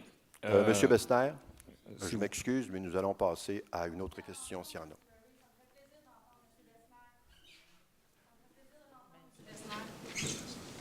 Je vais laisser la parole à quelqu'un d'autre. Vous me permettez? De toute façon, le public actuellement n'a pas lieu d'intervenir. Nous sommes à l'adoption de la proposition. Est-ce qu'il y a d'autres interventions, d'autres questions, d'autres commentaires? Ça va? Nous allons donc procéder à l'adoption du budget tel qu'il a été prévu au point 3. Donc, qui propose l'adoption? Michel Archambault. Qui appuie? Martin Guévremont. Vote? Non. Pour. Compte tenu qu'il reflète beaucoup l'administration de l'Alliance municipale, je vais voter pour. Donc, adopté à la majorité.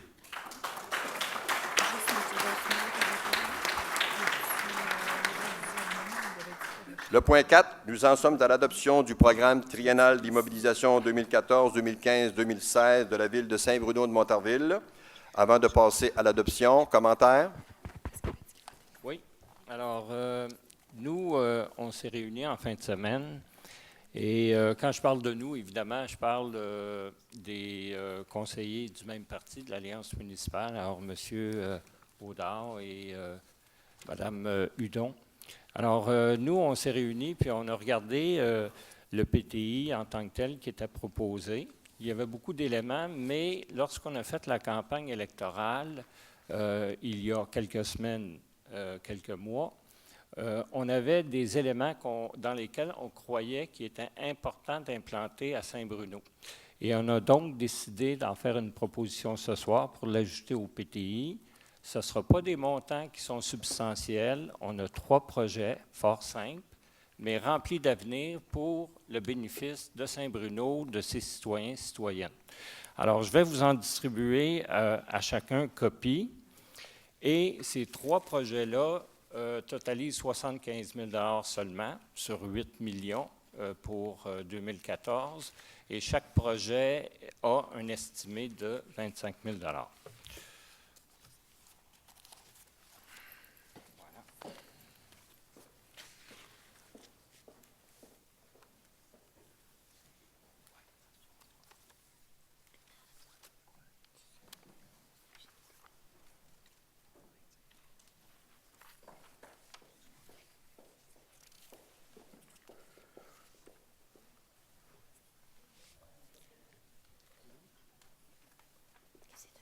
Alors, on a fait des copies également pour tous les membres ici du Conseil. On a fait des copies pour les médias. Nadia, n'oublie pas les médias, peut-être commencer avec eux. Et pour les gens de la salle, vous avez une description et c'est vraiment notre vision en partie d'avenir et nous y croyons fermement. Alors, nous sommes 3, il y a 3 projets. Je vais présenter le premier et je vais laisser à mes collègues le soin de présenter les deux autres. Alors, comme on disait, pour un montant de 25 000 $, c'est qu'on voudrait redynamiser le centre-ville de Saint-Bruno. Ça fait des années qu'on en parle. Lorsque je m'étais présenté comme candidat indépendant en 2009, j'avais fait état d'un projet d'établir une rue piétonne au centre-ville de Saint-Bruno. Et ce projet-là s'est bonifié avec le temps, compte tenu d'un aspect qui est apparu au cours des dernières années, c'est de découvrir que l'hôtel de ville est devenu plus vétus, moins approprié par rapport aux besoins et par rapport au futur, un grand point d'interrogation. Alors, si pour les gens qui sont familiers avec les installations de la ville, vous avez l'hôtel de ville, un immeuble. Vous avez un deuxième immeuble où se trouve le génie civil et le développement urbain qui est en arrière. Vous avez une troisième installation en haut de la caserne des pompiers où se trouvent les loisirs. Vous avez un autre emplacement qui s'appelle la bibliothèque et qui est vétus depuis longtemps et durant la campagne électorale, plusieurs citoyens m'en ont fait part. Donc, le projet, c'est de faire une étude de pré-faisabilité. On est loin de la réalisation, mais ça serait de faire un projet de rue piétonne, centre-ville, redynamisé, et de pouvoir éventuellement, l'étude pourrait le démontrer, éventuellement y installer, regrouper, centraliser les services de la ville, incluant la bibliothèque. Alors, il y a un peu de narration qui vous donne un aperçu de ce projet-là, et encore une fois, pour un montant de seulement 25 000 $ qu'on ne pense pas dépenser au complet. En 2014, on pourra avoir une étude de pré-faisabilité. Le deuxième projet, je vais laisser Mme Hudon vous le présenter. Alors, il s'agit de la mise en valeur des milieux humides du Sud 116. Compte tenu qu'il y avait un comité de concertation qui devait en arriver à des décisions cette année, et bon, compte tenu aussi de l'annonce qui a été faite par M. Murray à la séance publique du mois de novembre, disant que leur intention était de conserver les milieux humides. Pour en assurer la réelle conservation, on pense que les milieux naturels doivent être mis en valeur. Ça figurait au plan de conservation des milieux naturels. Alors, on propose une étude de préfaisabilité pour l'aménagement d'un sentier, pas dans les milieux humides, évidemment, mais sur pilotis pour empêcher les gens d'aller se promener à l'intérieur du milieu humide, mais pour permettre à la population de prendre connaissance le long d'un sentier de la valeur de cet habitat et de découvrir l'habitat avec des panneaux d'interprétation. Alors, encore là, il s'agirait d'une étude de préfaisabilité pour voir les coûts associés à la mise en place éventuellement d'un centre d'interprétation des milieux humides.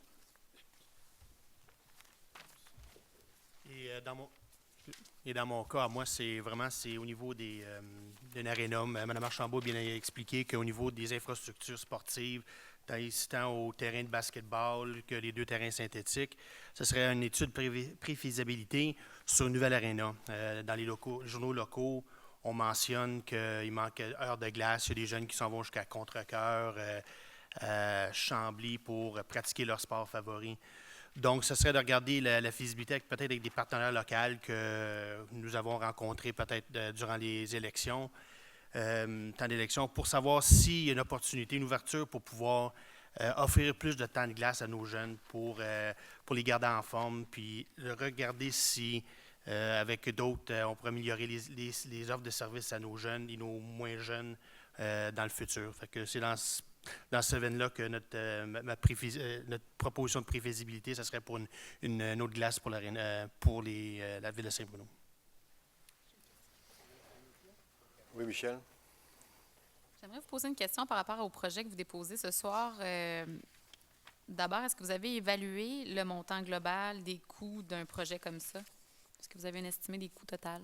Je pense que M. Besner avait mentionné, c'est que c'est faisabilité, voire, on ne veut pas dépenser de l'argent des citoyens sans savoir c'est quoi, c'est de regarder ça coûterait combien. Mais c'est ça, mais savez-vous, parce que là, vous voulez investir quand même 75 000 vous évaluez à combien le coût de ces projets-là? Je ne suis pas expert en construction d'aréna, fait qu'il faudrait avoir des experts autour de la table pour être sûr c'est quoi dans mon cas spécifique. Madame Archambault, vous dire au niveau de l'aréna, comme vient de le dire M. Audard, ce qu'on veut faire, et ça existe dans plusieurs villes, c'est de faire un aréna, guillemets, sans estrade. Ça veut dire pas comme celui qu'on a. Un aréna, c'est tout simplement une glace, une patinoire où surtout on peut faire les pratiques. Il n'y a pas ou peu de spectateurs et ça réduit au minimum l'emplacement. On sait que le problème existe depuis 2009. M. Audard vient de parler de certaines équipes de hockey qui vont pratiquer à contre-cœur. Moi, je suis au courant du problème depuis 2009. Et le problème ne va que croissant. Donc, ce qu'on veut faire, c'est combien ça peut coûter, c'est d'investiguer par rapport à ça. Par rapport à la rue piétonnière ou piétonne, ce projet-là m'est très sensible. Ça fait des années que je le développe en tant que tel au point de vue de la recherche. Et une des formules, ce serait de considérer ce qu'on appelle un PPP. Et par rapport au PPP, juste vous donner un exemple assez simple, c'est que la Ville pourrait être propriétaire de ces installations dans la perspective où elle déménage dans un endroit centralisé et les autres locaux pourraient être occupés et être possédés par le secteur privé. Donc, combien ça coûterait? Encore là, une étude, pas de faisabilité, de pré-faisabilité. OK, donc, d'autres commentaires? Bonsoir tout le monde.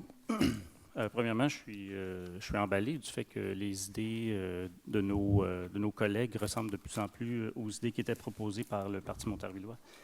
Ceci dit, j'essaie de concevoir de quelle manière vous pensez qu'on va réagir à ces propositions-là de dernière minute, puisque vous venez juste de tenter de donner la leçon au maire du fait qu'il vous a remis de l'information de dernière minute ce soir. Donc, vous étiez offensé il y a de ça même pas 10 minutes. Moi, personnellement, je trouve que toute idée est bonne à discuter. On avait convenu que l'idéal serait de discuter de ça aux sessions de travail. Ça fait une semaine que tout le monde a l'information. Il n'y a rien qui empêche, tout le monde a les courriels de tout le monde. Il n'y a rien qui nous empêche de céduler un appel de conférence. Si admettons, ça, c'est absolument urgent. Mais il y a plein de questions. Il y a aussi peut-être des idées que nous aussi, on a déjà pensées parce qu'on s'est nous aussi rencontrés, qu'on aimerait discuter avec vous sur ces mêmes points-là. Il y a plein de choses qu'on peut faire. Là. Il y a plein de taxis qu'on peut faire pour rendre l'idée encore meilleure. 1 + 1, des fois, ça fait 3. Alors, moi, personnellement, lorsque vous le présenterez, il y aura quelqu'un qui va l'appuyer. Je vais voter contre. Je le dis par transparence parce que c'est ce qu'on s'était dit ensemble quand on s'est vu aux différentes sessions de travail. On s'est proposé de se donner l'éthique ou le code de travail pour s'assurer qu'on jase de ces différents projets-là en groupe. Et comme je disais, plus on parle, plus on jase de projets, plus on a la chance de développer quelque chose déjà comme idée prémisse ou première, un premier jet qui sera encore meilleur. Alors, je vais faire exactement ce que vous venez de faire il y a de ça 5-10 minutes. Je vais voter contre parce que là, je viens juste de recevoir cette information-là. Je ne peux pas juger, j'ai trop de questions. Je vais faire un petit commentaire par rapport aux 3 éléments. Bon, en ce qui a trait à la rue piétonne, l'idée est intéressante, mais vous savez que nous, au niveau du parti, on s'était engagé effectivement à revoir complètement le centre-ville. Donc, on était dans un projet de revitalisation. De le prendre à la pièce, ce n'est pas mon optique. Nous allons le regarder dans son ensemble parce que le centre-ville a besoin d'être revampé, d'être redynamisé. Et tout ça doit s'inscrire dans un contexte beaucoup plus large que de penser à l'élaboration d'une rue piétonne à ce stade-ci. D'ailleurs, nous pensons de faire, au cours de la prochaine année, on devra adopter un PPU, ce qu'on appelle un plan particulier d'urbanisme pour le centre-ville, de telle façon qu'on se donne ensemble, de façon tout à fait transparente, avec l'ensemble des citoyens et aussi des conseillers municipaux dans une discussion, des échanges très fructueux pour nous permettre d'élaborer un projet qui va être structurant pour les années à venir.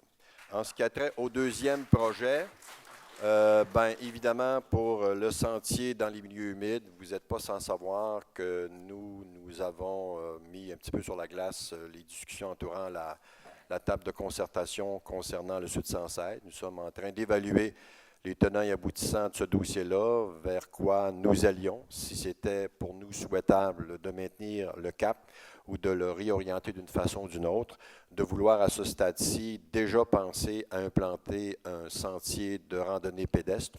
Vous m'excuserez, mais c'est peut-être un peu mettre la charrue devant les bœufs. Nous ne sommes pas contre, mais dans un contexte beaucoup plus global, encore une fois. Troisième élément, l'ARENA, donc vous savez que je vais voter contre ce soir. Troisième élément, l'ARENA. Il y a, semble-t-il, des besoins, sauf qu'à l'interne, on nous a dit que malheureusement, c'est un peu comme l'Hydro-Québec, c'est-à-dire que les demandes pour les glaces sont toujours dans des périodes de pointe. Et actuellement, les deux glaces actuelles au niveau de l'ARENA sont à peu près pas occupées durant le jour. D'autant plus que nous venons de perdre un contrat de 120 000 $ avec la commission scolaire qui a décidé de ne plus utiliser les glaces durant la saison scolaire. Donc, c'est un manque à gagner de 120 000 $ du côté de la ville que nous avons essayé de colmater, donc une brèche que nous avons colmatée en regardant ailleurs.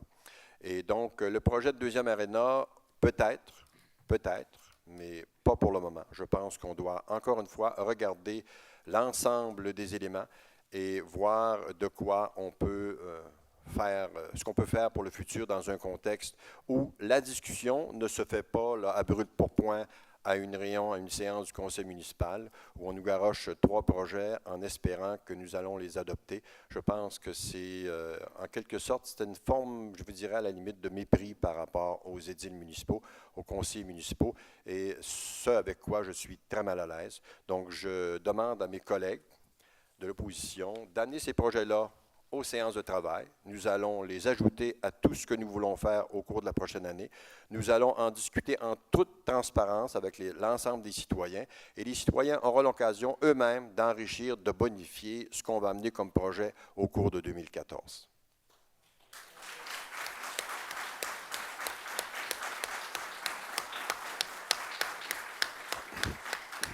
Est-ce que vous faites une proposition formelle? Si vous me permettez un commentaire. Moi, j'en fais une. OK, vous en faites une proposition, parce que là, on va clore les discussions. On va proposer à la proposition, vous en faites une. Monsieur Bessner, est-ce que vous êtes appuyé? Monsieur Audard, nous allons passer au vote. Pour. Donc, pour. Contre. Pour. Donc, rejeté à la majorité. Période de questions du public maintenant. Monsieur le maire, Monsieur le maire, Oui. ça me prendrait un vote pour l'adoption du budget. Ah oui, excusez-moi. Et Ben oui, c'est après vrai. ça, pour le PTI. Ben oui, vous avez Le raison. PTI, Donc, on n'est oui. pas encore C'est rendu. correct. Le budget, on l'a adopté. C'est le PTI, donc le programme triennal d'immobilisation. Donc, il propose l'adoption du programme triennal d'immobilisation tel que spécifié. Si vous me Michel, permettez, qui appuie? si vous me permettez, Monsieur le Président, Oui. on est au PTI. Oui. Alors, moi, j'aurais quelques commentaires. Là, je vais faire un dernier commentaire sur les propositions. Ce qu'on avait proposé, c'était seulement des études de préfaisabilité pour pouvoir mieux documenter les projets que vous voudrez peut-être présenter à la population éventuellement, puisque ça faisait aussi partie de votre programme électoral.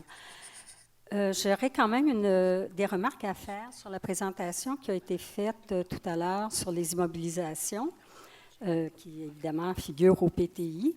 Juste peut-être en termes de transparence et de bonne compréhension, on a présenté dans les immobilisations les améliorations des infrastructures.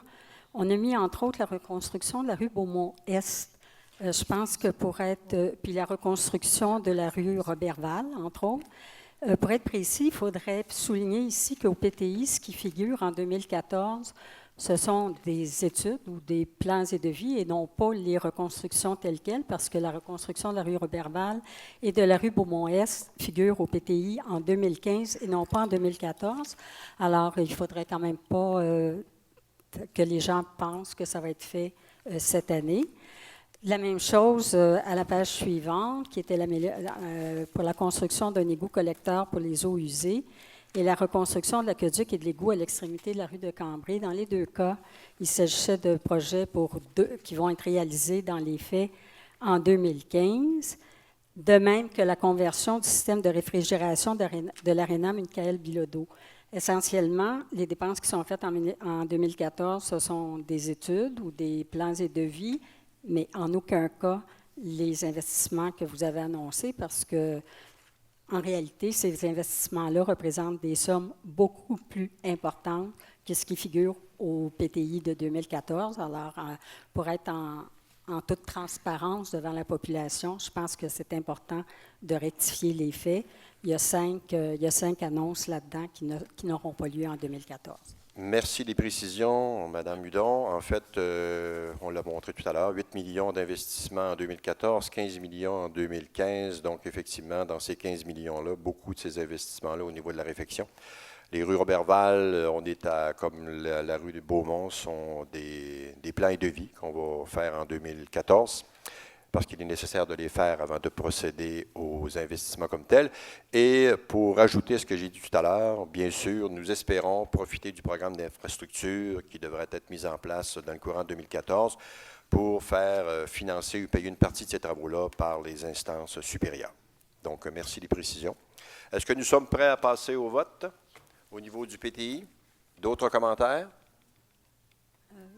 Moi, peut-être un dernier commentaire, c'est que c'est sûr qu'un PTI étant un programme d'annonce des intentions d'une administration, je trouve personnellement un peu regrettable que certains engagements que vous avez pris pendant la campagne électorale n'y figurent pas.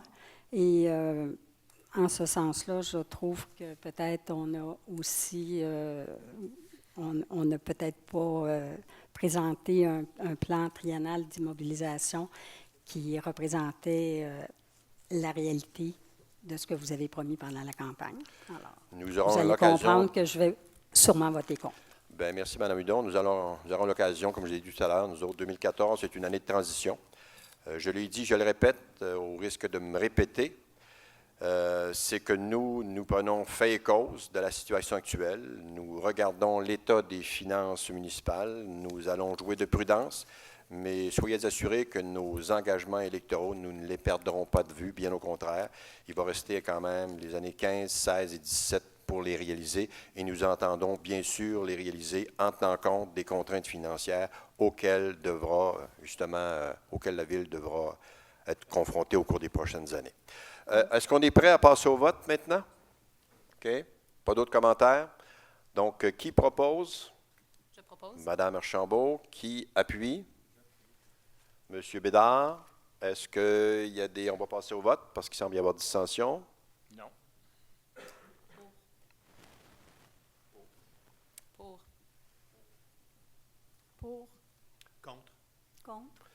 Donc, sur division. Ça vous va? Nous sommes rendus maintenant à la période des questions.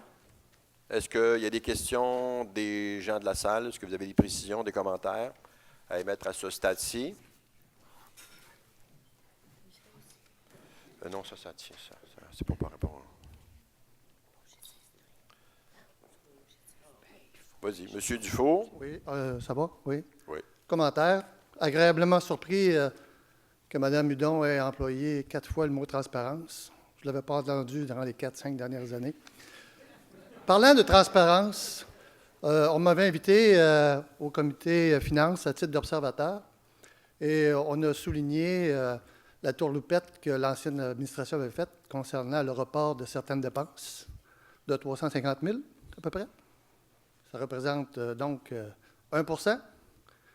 Je comprends que si n'eût été de ça, les comptes de taxes n'auraient pas augmenté de 2 % mais de 1 %. Donc, une augmentation de 29 $ au lieu de 58 $. Ça aurait été une très bonne performance. Et pour suivre le commentaire de M. Bessner, j'apprécierais que cette entourloupette soit signalée dans les faits saillants qui vont apparaître sur le site Web.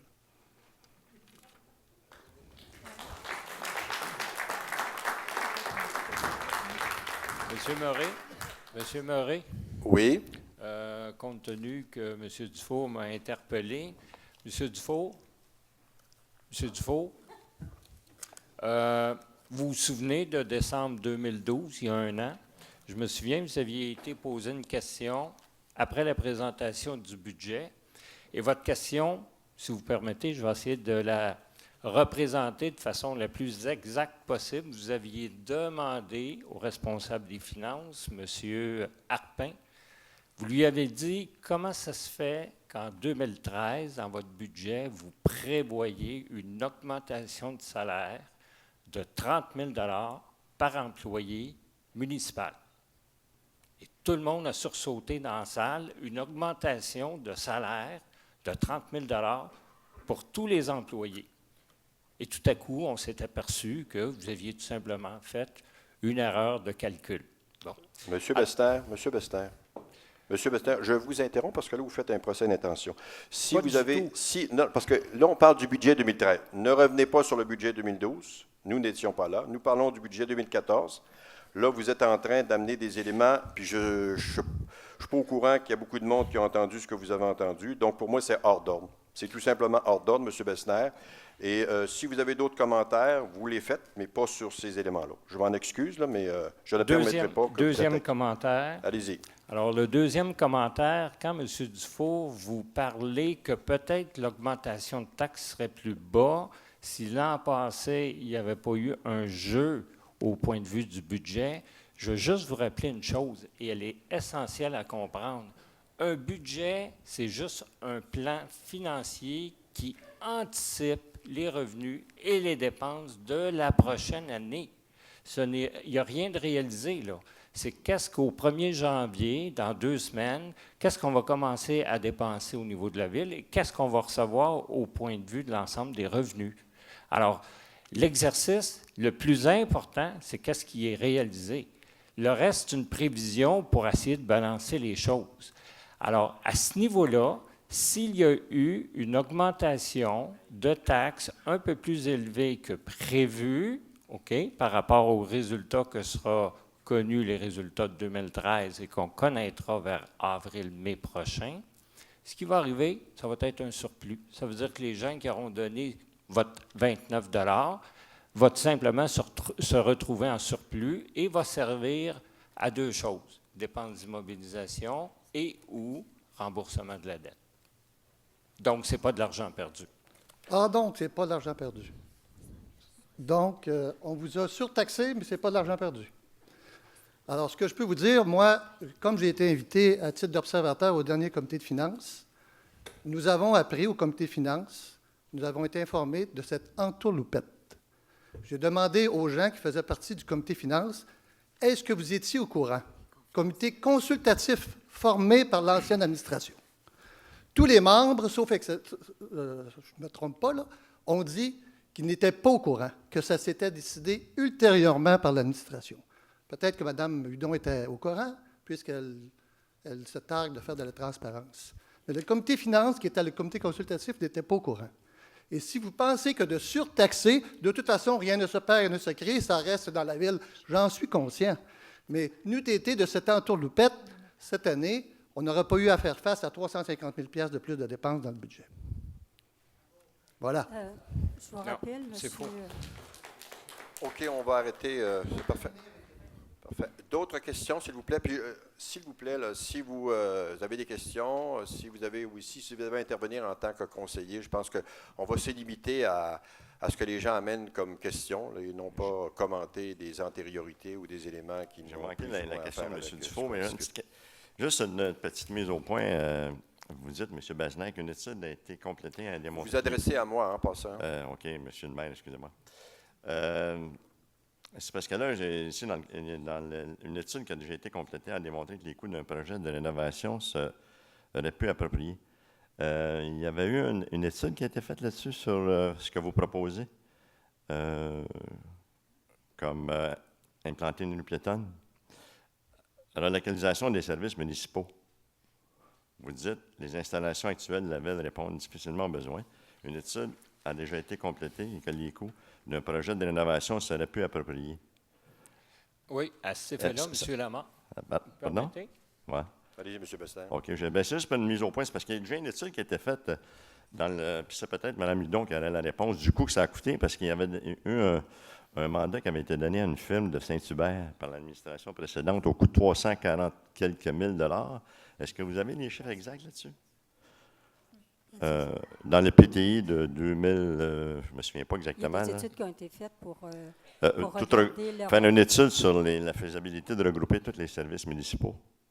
Oui, évidemment. Ça m'a coûté combien, ça? Je ne me souviens pas là, des chiffres exacts. Il y a une étude qui a été faite sur la nécessité à la fois de rénover, ou en tout cas de remettre à niveau l'hôtel de ville actuel, qui, je pense que quand on est dans la salle du conseil, tout le monde est à même de constater. Non, même juste ma question, je ne peux pas m'attarder longtemps. C'était combien le chiffre qui avait été donné à une firme de Saint-Hubert? C'était-tu trop?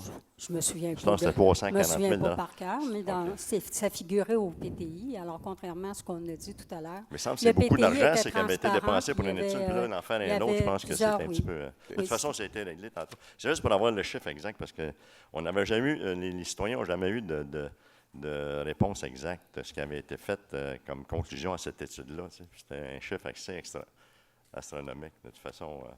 En fait, ce que je peux vous dire aujourd'hui, c'est qu'effectivement, il y a des analyses qui ont été faites, différents scénarios ont été préparés. Il y avait un budget de 345 000 cette année pour poursuivre les études dans le budget dans le PTI, que nous avons repoussé à une date ultérieure parce qu'on trouvait qu'à ce stade-ci, il était simplement pertinent de regarder ce qui était déjà dans les cartables et de voir si ça allait dans le sens que nous, on souhaitait. Donc, vous allez aussi être informés. Donc, ces éléments-là vont être connus de tous.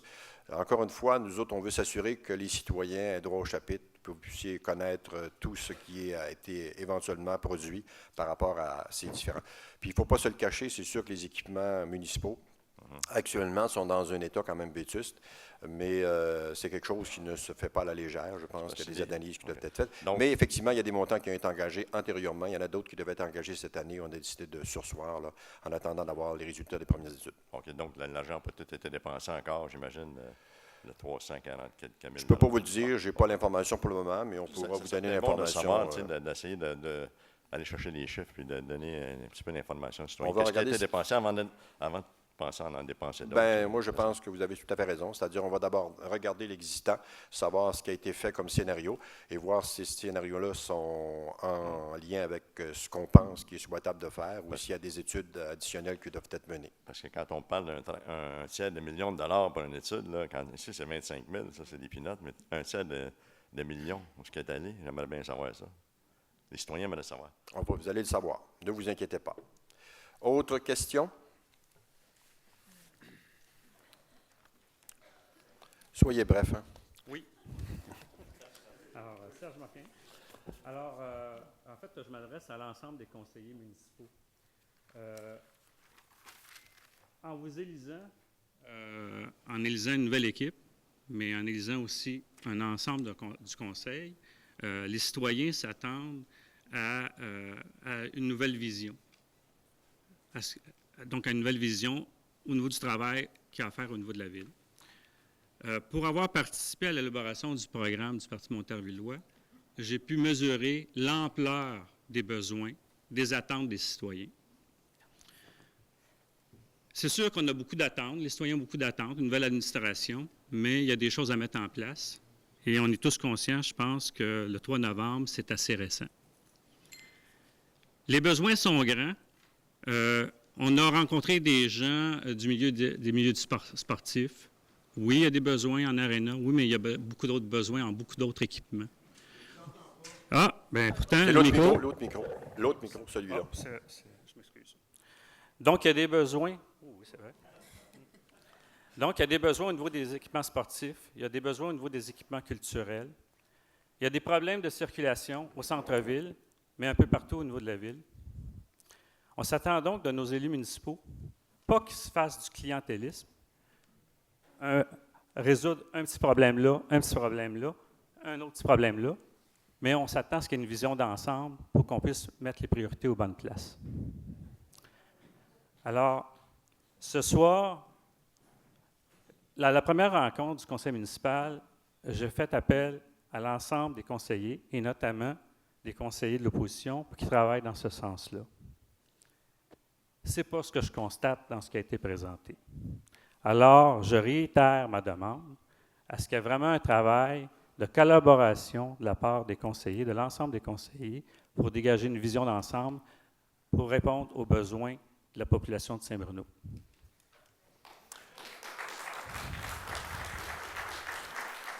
Merci. D'autres questions?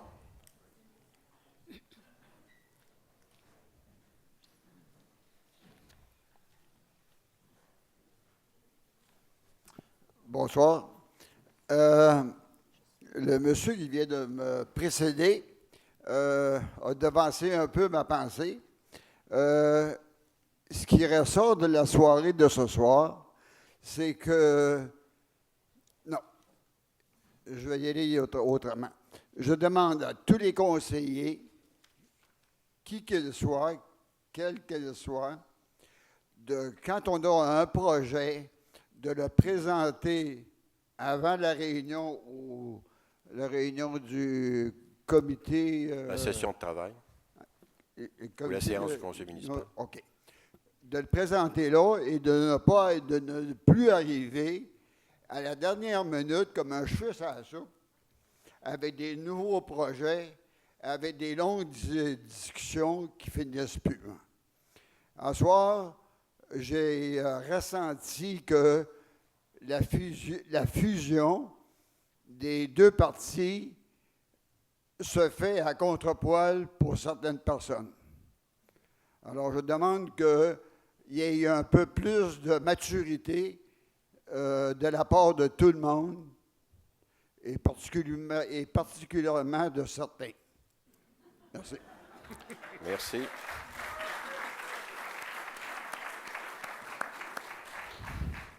D'autres questions ou d'autres commentaires?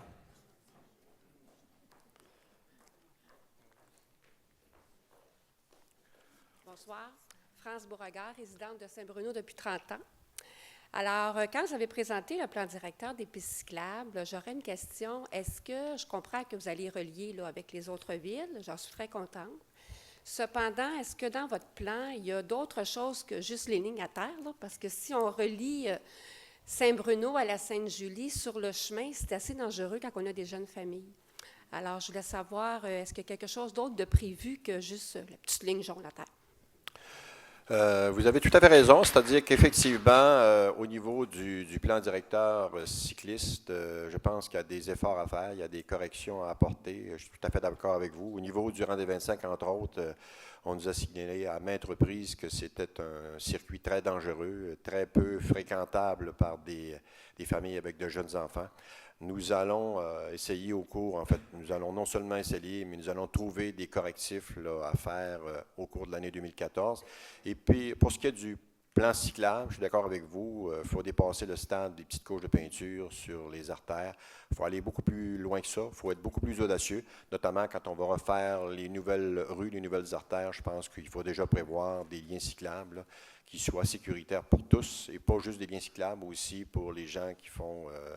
de la planche à roulettes ou ce genre utilise en fait ce genre d'éléments-là. Parce que ça doit devenir des parcours un petit peu distincts de la route comme telle. Fait que je vous remercie de votre commentaire. Il y avait un commentaire aussi de Michel. Oui, dans le fond, je voulais rajouter un peu d'informations par rapport au projet qui s'en vient prochainement de relier la ville de Saint-Bruno à la ville de Saint-Basile. C'est le prochain lien qui va nous connecter aux villes avoisinantes. C'est un projet qui s'inscrit dans le cadre du projet de voies réservées aux autobus. Et nous, on va s'annexer à ça pour pouvoir ajouter aussi une piste cyclable. Puis, je pense que ce qui est intéressant dans ce projet-là, justement, c'est que la piste cyclable va être en retrait de la chaussée. Et puis, il va y avoir vraiment un espace là, pour, un peu comme une piste multifonctionnelle là, pour tout type de véhicules, là, vélos, mobylettes, etc. Alors, je pense que dans ce projet-là, ça va pouvoir montrer un petit peu plus vers quoi on va s'orienter pour les prochaines années. Autre question?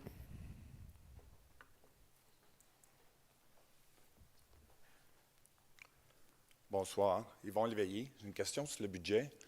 J'ai vu une forte augmentation au niveau des frais de la ressource humaine d'une année à l'autre et 3 fois plus pour les charges sociales. Je m'explique difficilement ça. Là. Comment ça peut être 3 fois plus? On l'a expliqué au niveau des charges sociales, ce qu'on avait sous-évalué de 357 000 les charges sociales l'année précédente, ce qu'il a fallu englober cette année. Un autre élément aussi qui s'ajoute, c'est qu'il a fallu payer un 260 000 pour un régime de retraite. Donc, on était à l'année ultime, la 5e année. Il fallait absolument payer, donc un déficit actuariel, là. Une provision actuarielle que je pourrais mentionner, qui était liée là, à la période de l'effusion entre 2002 et 2005. Et si vous voulez avoir plus de détails, M. Robitaille pourrait vous en donner là, par la suite. C'est très technique, mais ces deux éléments-là, à eux seuls, expliquent une grande partie de l'augmentation de 19 % que vous avez constatée, tout simplement. Donc, c'est pas un artifice de calcul, mais c'est des circonstances exceptionnelles qui font que ces éléments-là ne se répercuteront pas, ne se reproduiront pas l'an prochain. Tout simplement. On va surveiller. Bon, merci. Autre question? Ça va? Donc, nous en sommes maintenant à la levée de la séance. Qui propose la levée de la séance? Isabelle, appuyée par Martin Guevremont.